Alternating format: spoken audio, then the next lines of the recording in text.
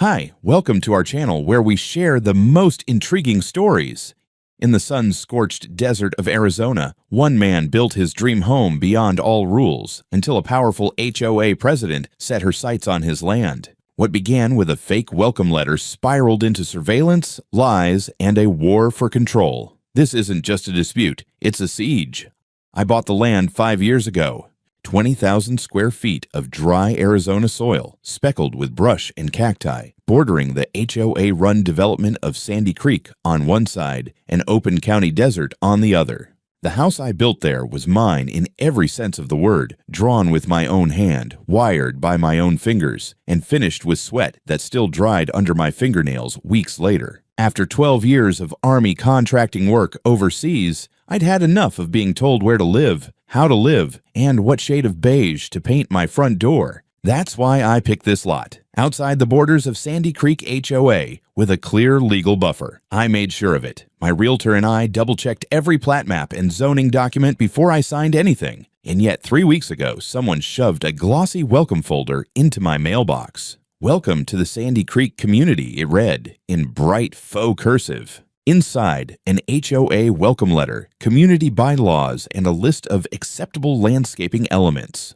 At first, I thought it was a mistake. Maybe they meant it for the new couple down the hill, first-time homebuyers with a golden doodle and a mailbox that still leaned like a drunkard on Sunday morning. So I tossed the packet in the recycling and went back to patching the east wall of my workshop. Then came the second letter. This time, it was certified mail, official letterhead, with the HOA's name and their president's signature, Karen Hale. According to the letter, my solar panels were visually discordant and violated Article 7, Section 9 of the Community Design Covenant. There was also mention of a $500 fine if the non-conforming installation wasn't removed within 30 days. I read that letter twice. Then I laughed for a solid minute. My house wasn't part of their jurisdiction.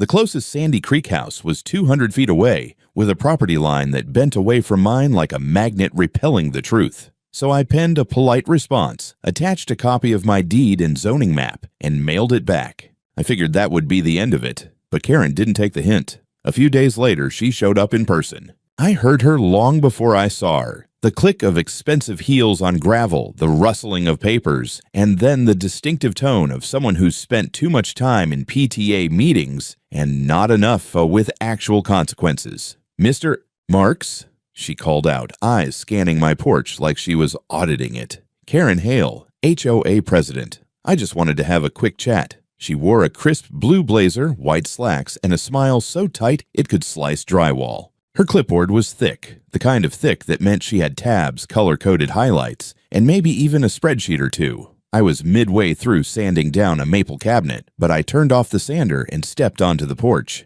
"Afternoon," I said, wiping my hands on a rag. "I got your letter. You're mistaken. I'm not under HOA governance. This property is private." Karen's smile didn't budge. "Well, that's where things are a bit nuanced. You see, the community has expanded over the years. It's not uncommon for boundaries to be reevaluated. Sometimes the maps lag behind." "Not my map," I said, holding up the laminated copy I'd brought from the garage. "This one's dated from the last revision 2 years ago. My parcel is outside your overlay. You can check with the county." She glanced at the map, then back at me, lips twitching just slightly. "Be that as it may, we have a responsibility to maintain the visual harmony of our community. Your home is visible from the Upper Ridge Trail. We've received comments." "From who? Binocular-wielding joggers?" I asked, not bothering to hide my tone. Karen's smile finally cracked. "We can escalate this, Mr. Marks. Non-compliance has consequences." "You're absolutely right," I said, and stepped back inside. That night, I got a strange feeling. I couldn't explain it, just the kind of edge you get after years in combat zones. I checked my perimeter cameras, installed not for drama, but for wildlife, and the occasional desert drunk who wandered off the state road. Nothing showed up, but the HOA folder was back on my porch the next morning, this time with a sticky note. "Let's talk." I didn't respond. I upgraded my camera system instead. Over the next 2 weeks, the pressure started to mount. I saw a white SUV, brand new Lexus, drive slowly by my house 3 times a day. The same woman behind the wheel. Neighborhood kids stopped waving when they biked past. Someone threw a torn HOA newsletter over my fence. Then Steve, my neighbor across the wash, caught me as I was taking out trash. "You really pissed off the queen bee," he said, nodding toward Sandy Creek. "Not trying to," I said. "Don't need to try." Karen's the kind of person who thinks a property line is just a suggestion. He lowered his voice. "She's done this before. 2 years ago, she ran a guy out who had a flagpole she didn't like. Guy's house wasn't even in the HOA. She just made it miserable." I didn't answer, but I made a note. Never underestimate people who run meetings for fun. By the end of the month, I'd started logging everything. License plates, HOA letters, photos of every inch of my property. Something told me this wasn't just Karen being nosy. She wanted control, and I wasn't about to give it to her. I figured ignoring her would slow her down. I was wrong. If anything, Karen took my silence as a challenge. It started small, subtle. I began getting notices from city departments I'd never even interacted with. One claimed my grass was too high, this in Arizona, where most people don't even have grass. I had gravel and 2 stubborn sage bushes. Another was a fire safety inspection warning me that I had unsecured chemicals on site. The only thing flammable in my garage was an old propane tank I hadn't touched in months. Then came noise complaints. One about a generator operating past midnight. I didn't even own a generator. I knew what this was. Death by bureaucracy. Karen was pulling strings through back channels, filing complaints under concerned resident or anonymous tip. The city had to act on it, even if they didn't want to. They sent inspectors in polos and clipboards. Always sheepish, always apologetic. One of them, a young guy from the fire department, looked over my property and said, "I'm just checking boxes, sir." But off the record, someone's trying really hard to make your life annoying. I thanked him and added his name to the log. Then came the mail. 3 thick envelopes over the course of 10 days, each one more aggressive than the last. The first claimed I had installed a structure, my detached tool shed, without HOA architectural approval. The second demanded I remove my solar panels or face compounded fines. The third included a breakdown of non-compliance penalties totaling over $2,000. At the bottom, in small print, failure to comply may result in lien consideration. That's when I stopped being polite. I called my lawyer, Rachel Chang, and forwarded everything. She laughed. Classic HOA overreach. "You've got all the deeds and zoning records, right?" "Color copies and notarized," I said. "I even have drone shots showing my property boundaries." "Good," she said. "Start a folder and buy more hard drives. This is going to get dumber before it gets smarter." She wasn't kidding. 2 nights later, my motion alert pinged at 3 in the morning. I checked the feed. Someone was standing at the edge of my driveway, aiming a DSLR camera with a telephoto lens at my garage. The figure was tall, thin, wore a hoodie, and moved like they didn't want to be seen. I saved the footage and called it in. Sheriff's department sent a cruiser, but the guy was long gone by then. I gave the deputy a flash drive. He reviewed the clip and said, "Looks like someone hired a private investigator." "What am I? A cheating spouse?" He shrugged.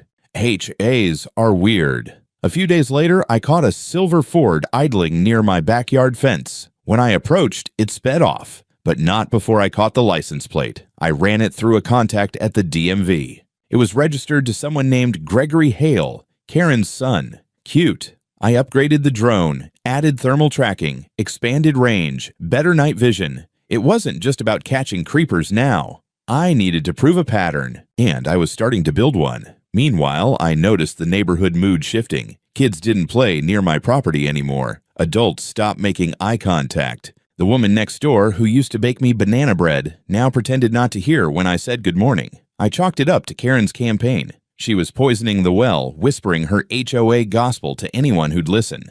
He's unstable. He's aggressive. He doesn't care about the community. Steve warned me first. We were chatting near his mailbox when he leaned in and said, "Watch out for the newsletter." "What newsletter?" "The one coming next week. Karen's having the HOA distribute a bulletin about non-compliant properties. She doesn't name you directly, but it's obvious. Defamation. If it were me, I'd get ahead of it." Sure enough, 3 days later, it showed up. 4 pages of glorified toilet paper filled with cherry-picked bylaws and ominous warnings about individuals endangering harmony. On page 2, there was a blurry aerial shot of my roof with a red circle around my satellite dish.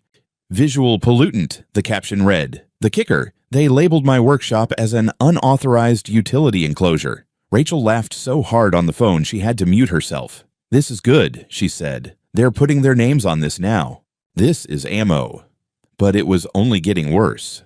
That Friday, I came home from a supply run to find a brand new notice duct taped to my gate. Notice of violation, non-standard paint color, rectify within 10 days. I stared at it for a full minute. My house was painted tan, the same goddamn tan as half the houses in Arizona. Later that night, I spotted Karen pacing on the sidewalk near my property, talking on her Bluetooth headset like she was managing a Fortune 500 company. She stopped long enough to glare at my cameras, then walked off like a satisfied cat. The next morning, someone threw a half-empty beer can into my driveway. I picked it up, took a photo, and tossed it in a plastic evidence bag. Then I walked into my garage, booted up my computer, and opened a new folder on my desktop. HOA War Evidence. The next phase didn't feel like harassment, it felt like infiltration. It started when I got a call from Rachel on a Tuesday morning. She sounded more annoyed than worried. "The county assessor's office flagged your property," she said. "Apparently, your parcel is under review for zoning adjustment." I blinked at the phone like it had insulted me. What the hell does that even mean? It means someone submitted a request to have your lot reassigned to the HOA overlay zone. I stood up so fast I knocked over my coffee. "They can't just do that." "No, they can't," she said. "But they can file for it. And if nobody pushes back, the city just rubber stamps it. 90 days later, congratulations. You're an involuntary member of Sandy Creek HOA." She paused. I pulled the records. The request was submitted by Karen Hale, acting president of the HOA. She claimed the boundary map was inaccurate and that your lot had always been intended to be part of Sandy Creek. Rage doesn't always show up as shouting. Sometimes it's the kind that makes your body cold and your brain clinical. I asked for the case number and hung up. An hour later, I was in the county records office, slapping my deed, my original plat map, and a notarized affidavit onto the desk of a zoning officer who looked like he wanted to be anywhere but there. "I'm not part of Sandy Creek," I said. "I've never been. I bought this land specifically because I wasn't." The officer glanced at the documents, nodded slowly, and pulled up the file on his screen. Then his eyebrows lifted. "Well," he said, "this is weird." The request included a supplemental packet with letters of support from the HOA board. "What board?" I asked. "She is the board." He tilted the monitor toward me. I counted 5 signatures. One was a dead man. George Eckhart. I remembered reading his obituary. He'd died of a stroke 4 months earlier. "This isn't just petty," I said. "This is fraud. Do you want to file an official objection?" I laughed. "You're goddamn right I do." I filed not only an objection but also a formal ethics complaint, flagged the fraudulent submission, and attached every document I could think of. Rachel reviewed it all and added her own memo citing land use case law. We emailed copies to the City Planning Commission, the District Attorney's Office, and the local media, just in case. The next week, I got an anonymous manila envelope in my mailbox. No return address. Inside, architectural blueprints. Commercial blueprints. They showed a proposed development labeled Sandy Creek Community Arts and Wellness Center, a massive building complex, parking lot, retail kiosks. Phase 2 of the design bled past the current HOA boundaries, right over my land. They were planning to take it. That's when everything clicked. Karen wasn't just obsessed with rules or conformity. She had dollar signs in her eyes. My property stood between the HOA and a 7-figure real estate deal. They needed my land for expansion, and since I wasn't selling, they were trying to backdoor it. I showed the plans to Steve. He whistled. "She's working with a developer. This is a buyout scheme. They already have a buyer lined up. She probably promised them control of the whole stretch." I nodded. "And I'm the wrench in the gears." "You're the fucking bulldozer in the gears." After that, I noticed more than just neighbors avoiding me. I started getting letters from local businesses, landscapers, trash pickup, even my internet provider, suddenly unable to continue service due to zoning complications. I'd been blacklisted, so I leaned into it. I filed a Freedom of Information request for all city communications with the HOA over the past 12 months. I got hundreds of pages of email dumps. Karen's name was everywhere. She'd attended consultations with developers. held lunch meetings with city planners. She even submitted community feedback surveys, dozens of them, all printed in the same font, using similar language. Rachel called them what they were: manufactured consent. But the real smoking gun came 2 weeks later, buried in an old email from a city planning intern. Attached was a scanned document, a signed letter from Karen to the developer, assuring them that the land adjacent to Parcel 22B was under HOA review and expected to be absorbed within the year. That was my parcel. I stared at that sentence for a long time. Then I sent the document to Rachel. She replied 1 minute later, "We're going nuclear." I was in bed when the lights hit my window, not soft yellow porch lights or the warm beam of a neighbor's sedan. No. This was industrial grade, high beam, get on the ground or else kind of light. Blinding, piercing. I sat up, heart already hammering, and checked the front monitor on my nightstand.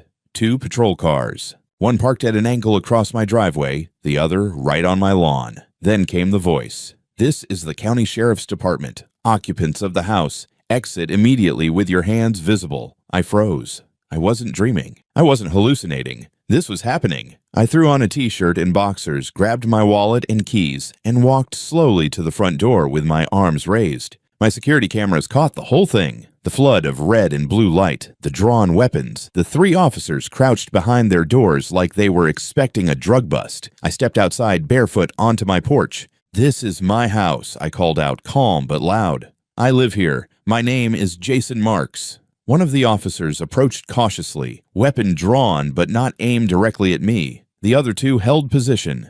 "We received a report of a burglary in progress," he said. "Who filed it?" "Anonymous tip," he said. "Claimed someone was breaking into this property. Described a man in dark clothing entering through a side window." I pointed to the cameras. "Every corner of this house is under surveillance. I've got timestamps showing me inside since before sunset. You want the feed?" He hesitated, then motioned to the others to lower their weapons. "Hang tight," he said. 10 minutes later, I was sitting on the porch, showing him the footage from the last 6 hours on a tablet. Nothing, not even a jackrabbit, just me, cooking dinner, watching TV, and falling asleep with a book. The 3rd officer, stocky, buzz-cut, familiar, stayed back, arms folded. He hadn't said a word the whole time, but I recognized the nameplate. Hale. Same last name as Karen. Nephew, cousin, something. It didn't matter. The guy looked at me like I was a stain on his boot. Once the responding officer was satisfied, he muttered something about false alarms and better safe than sorry, then apologized, sort of, and told me I could go back inside. Before they left, Hale spoke. "You should really make sure no one's sneaking around your place at night," he said with a smirk. I stared at him, unblinking. "Thanks for the tip, officer." As they drove off, I stood in my driveway, barefoot, arms crossed, teeth clenched so hard my jaw ached. That was it. They crossed the line. I called Rachel the moment the sun came up. She didn't even sound surprised. They used the police as a scare tactic," she said. "Classic move. Manufactured emergency. But it's also illegal. You could have been shot." "I want to sue." "Oh, we're way past lawsuits," she said. "I'm drafting federal filings. False police report, abuse of authority, endangerment. And we're going to name Karen and her little officer cousin." I nodded, though she couldn't see me. I spent the rest of the morning archiving footage, backing it up in 3 places, and preparing copies for court. I also filed a formal complaint with the sheriff's internal affairs unit and sent an open letter to the local paper. I attached video stills of me, hands up, standing in my own front yard while 3 cops treated me like a suspect in my own home. By the afternoon, the postman dropped off a new letter from the HOA. This one was hand-delivered. It read, "Due to recent security concerns, we urge you to consider working more closely with the association for the safety of all residents. Refusal to comply with safety standards may result in further action." No signature, no logo, just the stench of veiled threat. Later that night, I was reviewing camera footage when I spotted 2 shadows near the back fence. Teenagers. They were trying to climb over, probably dared by some bored neighbor. I hit the siren remotely. They bolted. I called the sheriff's office again. They sent a deputy, younger guy. Seemed sincere. I showed him the video. He watched it, took notes, and said, "You want to press charges?" "No," I said. "Not yet. But I want it logged. Every incident. Every name." He He nodded and made a report. Before leaving, he turned and said, "You're not the first. HOA's got a reputation, but most folks cave before it gets to this point." I smiled. "Then I guess they've never met me." By morning, someone had stapled flyers on every power pole along the street. A picture of my house framed in red and the words, "Uncooperative resident endangering community safety. Demand action." I tore one down, laughed, and scanned it into my court file. Let them keep pushing. They had no idea what was coming. The courthouse smelled like paper and sweat. Old bricks, buzzing fluorescents, and that specific kind of silence where everything feels like it's about to either explode or be dismissed for lunch. Rachel and I sat side by side in the waiting area outside courtroom C, each of us with a briefcase full of fire. Mine had video stills, zoning maps, time-stamped footage from 6 different cameras, and a full-color aerial drone composite of my property line. Hers had legal briefs, citations, and the judicial equivalent of a sledgehammer. We weren't just filing a civil suit against the HOA anymore. We were filing a multi-tiered action that included Karen Hale personally, Officer Jonathan Hale from the Sheriff's Department, the Sandy Creek HOA as an organization, and a John Doe developer entity listed in the preliminary filings. Rachel called it a surgical strike. I called it righteous war. "Let me guess," the clerk said, flipping through our packet with a smirk. "HOA overreach. HOA attempted land theft, false police report, endangerment, and fraud," Rachel said. The clerk raised her eyebrows. "That's less common." We were granted a hearing within 3 weeks. In the meantime, the situation in the neighborhood went radioactive. Karen didn't take the legal action quietly. No, she cranked the propaganda machine into overdrive. Another HOA newsletter went out, this one bolder, more aggressive. It claimed there was an ongoing legal threat to community cohesion and accused an unnamed individual of provoking law enforcement and endangering public safety. Neighbors started walking their dogs past my driveway in pairs, shooting me the kind of looks normally reserved for meth labs and unregistered pit bulls. My trash service was suspended without notice. My internet, already spotty, got mysteriously cut for 4 days. When I finally reached the provider, they told me the municipal permitting system had flagged the address. They wouldn't say why. I didn't need them to. Meanwhile, the drone became my best friend. I upgraded its memory, added audio sync, and flew it twice a day on a pre-programmed route. I caught a lot. Karen speaking to city staff behind the HOA office. Officer Hale parking his cruiser near the development site, a delivery of rolled blueprints to a trailer marked with the developer's logo. But the best catch came one humid afternoon. Karen standing outside a cafe with a suited man I hadn't seen before. They shook hands. He handed her a white envelope. The drone hovered at just the right distance, not intrusive, but close enough to zoom in on her face as she opened the envelope and smiled. Rachel labeled the video "bribe handshake" in the evidence folder. Even better, she cross-referenced the man's face with LinkedIn and found him, project manager for Western Horizon Development Group, same company listed on the blueprints I'd been sent anonymously. The dots weren't just connecting, they were forming a bullseye. That same week, my FOIA request came through. Hundreds of emails between the HOA and city zoning office. Buried deep in the chain was a thread from Karen to a council liaison. She wrote, "Once the parcel is reassigned, the resident will no longer be a legal obstruction to Phase 2. He has no political capital, and we expect him to settle or vacate under pressure. Do not delay." I read that line 3 times. Settle or vacate. That wasn't policy. That was eviction by warfare. But then came the wild card. A young woman named Tasha showed up at my gate, early 20s, flustered, nervous. She said she'd worked part-time for the HOA, mostly stuffing envelopes, typing minutes, and helping Karen with community surveys. She said she couldn't sleep anymore. She forged signatures, Tasha whispered, on board documents, on development letters. I saw her do it. She handed me a USB stick. Inside, scans of board meeting forms with identical handwriting on multiple lines, metadata from the survey files Karen submitted to the city, and a voice memo. In it, Karen was ranting to someone off mic about how Jason needs to be made an example of, and how the new zoning will happen whether he likes it or not. That was the moment it all crystallized. The fraud, the smear campaign, the fake emergency. Call the corrupted cop, the land grab. All of it. We weren't in a neighborhood anymore. We were in a battlefield. And I was winning. The courthouse was full when we walked in. Reporters lined the back wall. Karen sat up front with her lawyer, a smug man in a powder blue suit who looked like he practiced smiling in the mirror. Officer Hale wasn't in uniform, but he wore the same scowl as the night he nearly got me killed. The rest of the HOA board sat stiffly, pretending to look dignified. The judge, a no-nonsense woman named Ramirez, called the court to order with the kind of voice that didn't tolerate games. This wasn't a small claim squabble anymore. This was war in a courtroom. Rachel started strong. She laid out the foundation, the zoning boundaries, the false architectural complaints, the harassment campaign. Then she played a montage, video footage from my cameras and drone, showing the anonymous surveillance, Karen's meetings with the developer, the flyers accusing me of being a public threat. The jury watched in dead silence. Then came the body blow. Rachel introduced the email, Karen's own words about reassigning the parcel and forcing me to settle or vacate. The judge's brow lifted just enough to show she took notice.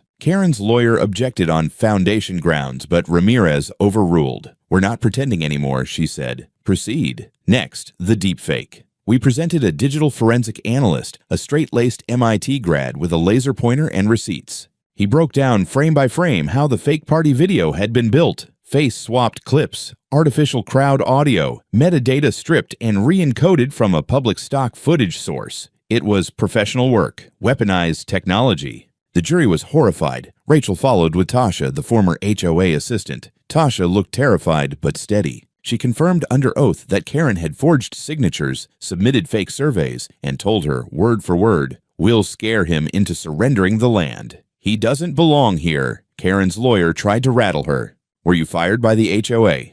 "No," Tasha said. "I quit when I realized what they were doing." "And you didn't report this sooner?" "I was scared," she said, voice cracking. "But I'm more scared of what they're getting away with." Meek drop. When it was the defense's turn, they tried every tactic in the book, painting me as uncooperative, claiming I was paranoid, insisting the HOA had reasonable community concerns. But Ramirez wasn't buying it. She stopped Karen mid-testimony when she began rambling about aesthetic integrity.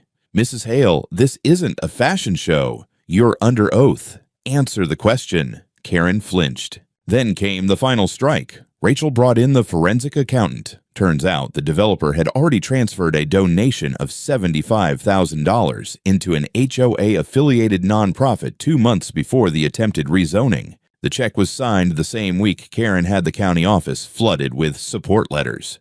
Game, set, match. The court went quiet as Ramirez delivered the verdict. Karen Hale, guilty of fraud, defamation, malicious prosecution, and conspiracy to commit property seizure. Officer Jonathan Hale, guilty of misconduct and reckless endangerment. HHA as an organization liable for damages, negligence, and unlawful abuse of authority. Rachel requested a full punitive compensation package, legal fees, damages, loss of service disruption, and emotional distress.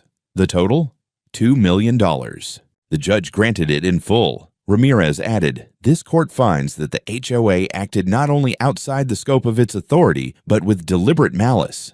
Furthermore, this behavior represents a systemic abuse of property rights that warrants federal attention." Boom. Karen's face drained of color. Her lawyer slumped. The jury didn't even look at her as they exited. The courtroom emptied slowly.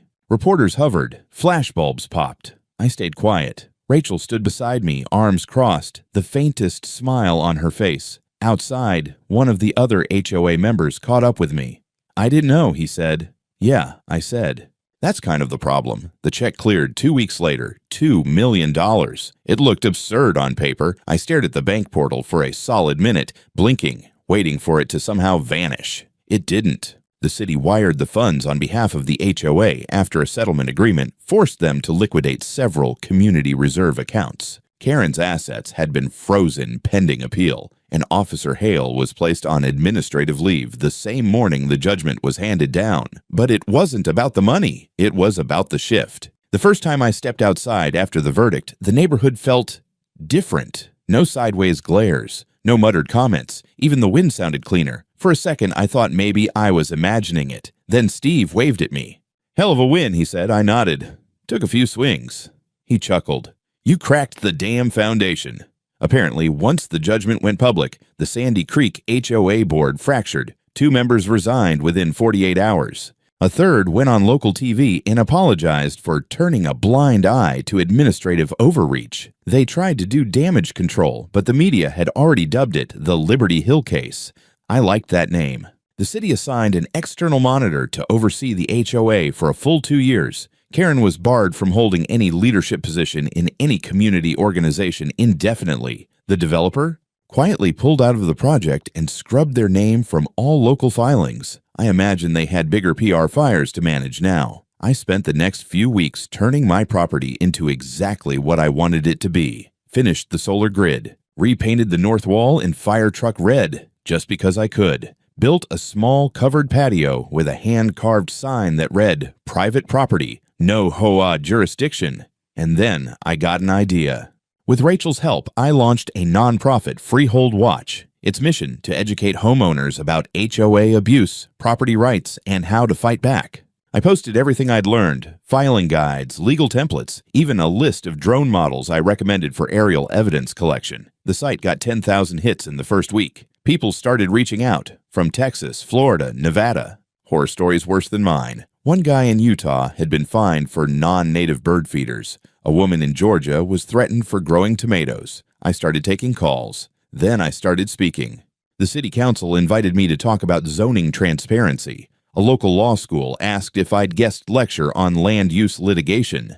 Me, the guy who just wanted to be left alone. One afternoon, while I was cleaning out my garage, I found the very first HOA letter Karen ever sent. The one about my solar panels being visually discordant. I read it again, laughed, and burned it in a coffee can with some old receipts. I didn't need it anymore. I'd already won. But it wasn't just about me now. It was about all the other folks standing on their porches, watching someone like Karen knock on their door and thinking, I guess I don't have a choice. Now they do. It took me nearly 3 years to finish everything I wanted to do with the land. Not just the house, the fencing, or the paint. That was done long ago. I'm talking about the statement, the exhale, the final punctuation mark that said, "You lost." I stayed. I had the sign custom built, polished steel, laser-cut letters mounted to a carved wooden arch over the front gate. It read, "Welcome to Liberty Hill. No HOA. No nonsense. Constitution applies here." It wasn't subtle. That was the point. Every week, I got 1 or 2 visitors, travelers, bloggers, even the occasional disillusioned neighbor who just wanted to see the infamous no HOA guy who sued his entire neighborhood and won. Some wanted advice. Some brought stories. Most just wanted to shake my hand. I started keeping a cooler of iced tea on the porch for guests. It was weird at first. I'd never been the local legend type. Hell, I used to go out of my way to avoid small talk. Now people wanted me to keynote events. HOA reform groups quoted my testimony in campaign ads. I was asked twice to run for office. I said no, every time. The only office I wanted was the one in my garage workshop with the drone control rig and the coffee machine that groaned like it resented being alive. Speaking of drones, yeah, I kept using them. Not for surveillance anymore. Not really. Mostly for documenting wild javelina that came down from the hills or tracking monsoon clouds. But I always kept one charged just in case the HOA decided to resurrect itself from the ashes. Spoiler, it didn't. Karen disappeared from public life completely. Last I heard, she sold her house quietly, moved somewhere in California, and started a small online business selling community planning consultations. Irony's a hell of a drug. Officer Hale resigned before he could be fired. An internal review showed a long list of questionable conduct dating back years. Apparently, I wasn't his first misjudgment, just the last one he made in uniform. The HOA was placed under third-party administration for 2 years, then dissolved after residents voted overwhelmingly to disband it. Sandy Creek became what it was always pretending to be, a neighborhood, not a kingdom. As for me, I still live here, still on the same lot. Still outside any HOA jurisdiction. I spend my mornings on the porch watching the sunrise over the mountains, and my evenings listening to coyotes argue with the wind. And sometimes, only sometimes, I think back to the night those patrol cars lit up my house like a crime scene. That was the moment it could have all gone wrong. Instead, it became the moment everything changed. because when they came to erase me, they wrote my name in all caps instead.